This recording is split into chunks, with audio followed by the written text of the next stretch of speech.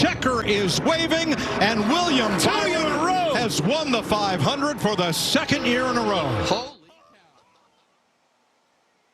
Right now on Charlotte Sports Live, better late than never. We endured the rain and finally crowned a Daytona 500 champion tonight. And we can promise you twice is just as nice for Charlotte's very own William Byron. And with that, we'll welcome you inside Charlotte Sports Live, live from Daytona International Speedway. He's Mike Lissette. I'm Gabe McDonald. What a night and what a race, my friend. I mean, my goodness gracious, so many twists and turns. There were 56 lead changes. And don't even get me started about the finish. There were so many ways this could have gone, but the bottom line is we have another multi-time winner here at the Daytona 500. Absolutely. William Byron getting it done and taking home that checkered flag and bringing it back to the Queen City. And we got to toss it to the Queen City now for the highlights on how he got it done. And with that, we send it inside our Charlotte studios to Casey Funderburg. Casey? Well, thanks, guys. NASCAR is the only sport which puts its biggest event at the beginning of the season. And due to the threat of rain in Daytona, officials moved up the Great American Race by an hour to make sure it finished in its entirety. Unfortunately, the rain had other plans.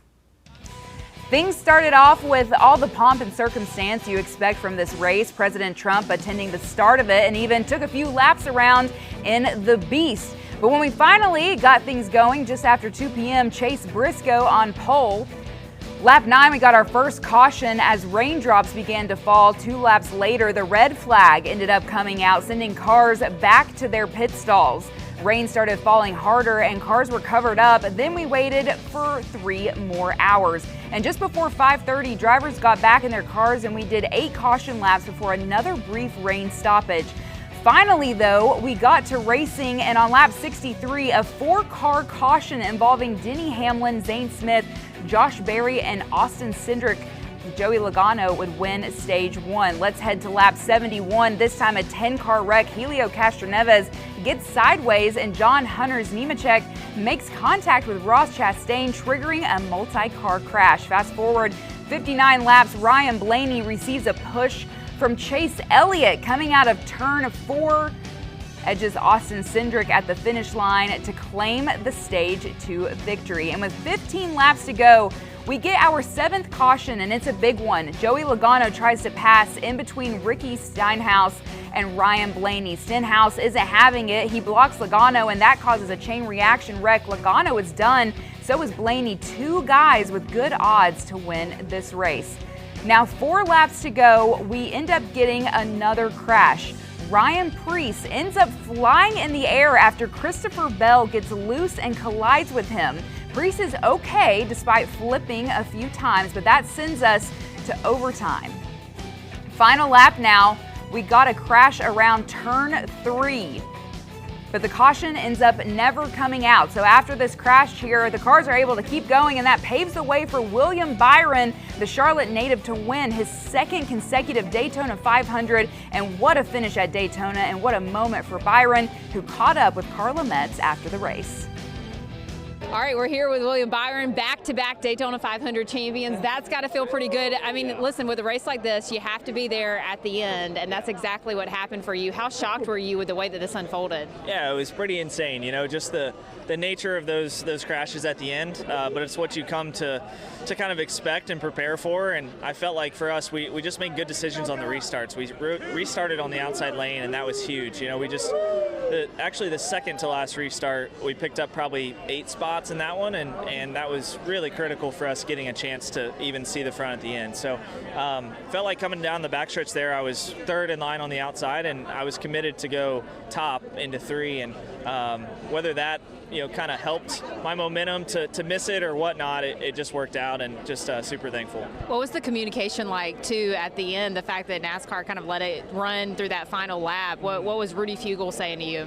Yeah, well, it was it was kind of odd, right? Like having that such a big wreck, but for me, I just stayed committed to the gas.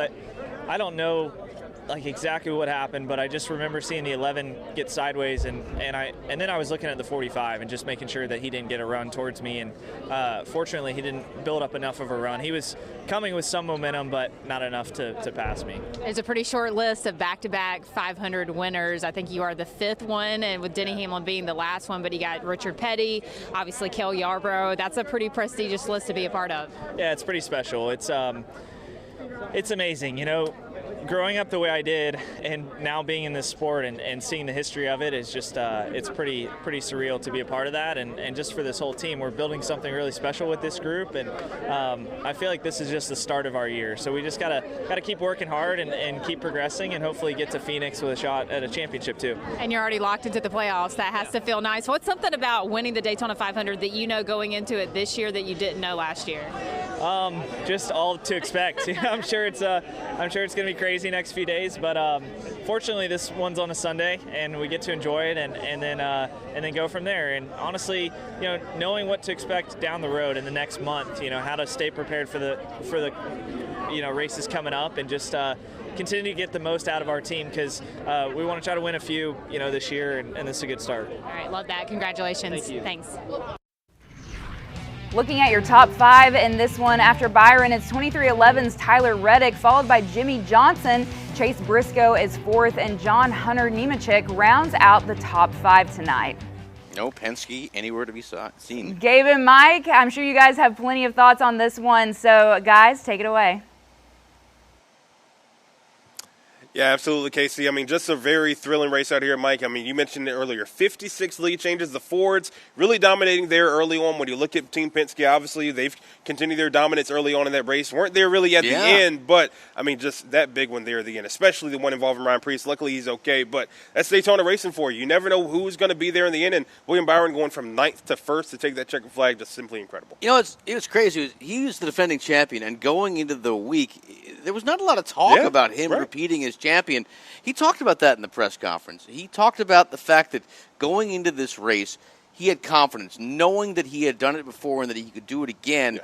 And he said down the stretch, when all chaos was ensuing, when there were cars all over the place and there were crashes left and right, the fact that he had won last year gave him the confidence that he could navigate through it and find a way to come out on top, and that's exactly what happened. Absolutely. I mean, he mentioned even, too, trusting his instincts and knowing, like, hey, I know where to be in the right place at the right time. He picked that high lane for a reason, and it worked out in the end for him. And, back-to-back for Charlotte's very own William Byron, definitely incredible. It was funny. One of his teammates said afterwards, last year there were tears and the emotion was flowing. This year it was laughter because they just couldn't believe that it all happened the way it did.